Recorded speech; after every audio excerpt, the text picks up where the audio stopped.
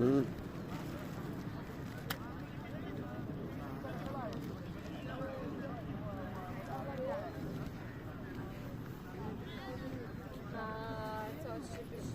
इथे खातात ना सगळे, खातात ते छोटं पडेल.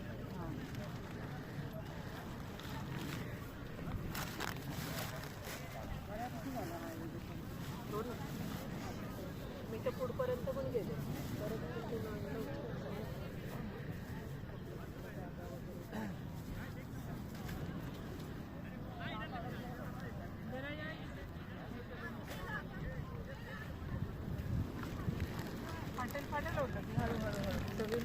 गौर से देखिए ये पब्लिक क्या कर रही है। देखो इतना पूरा रेती में डाल देती है, ये गलत है, ऐसा मत करो, बीच को क्लीन अप रखो।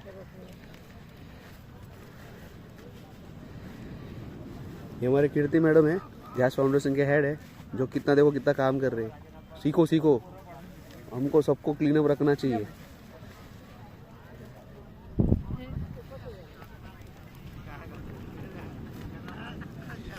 ये मेरी मीना मोम है, उम्र ज़्यादा है पर बहुत काम करते हैं पर्यावरण के लिए। ये हमारे सुरेखा मैम है, एज ज़्यादा है उनकी, फिर भी देखो वो यंग के ऐसा काम करते हैं। वीडियो दे बहुत बहुत काम करते हैं। हाँ बोलिए बोलो। नमस्कार, आम्ही ध्यास फाउंडेशन तर्फे बीच क्लिनिंग ऍक्टिव्हिटीसाठी आलो आहोत. बघा इथे किती कचरा आहे आणि हा कचरा हे बघा मी दाखवत आहे, हे बघा एवढा आहे नागरिकांतर्फेच आलेला आहे समुद्रापर्यंत.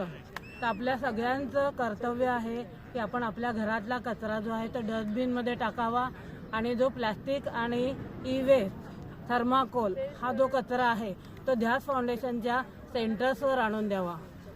वसई आणि विरार, नाला सोपारा इथे ध्यासचे जवळजवळ 50 ते 52 सेंटर्स आहेत.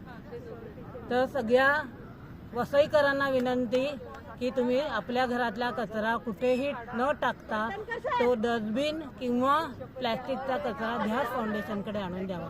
नमस्कार. थँक्यू.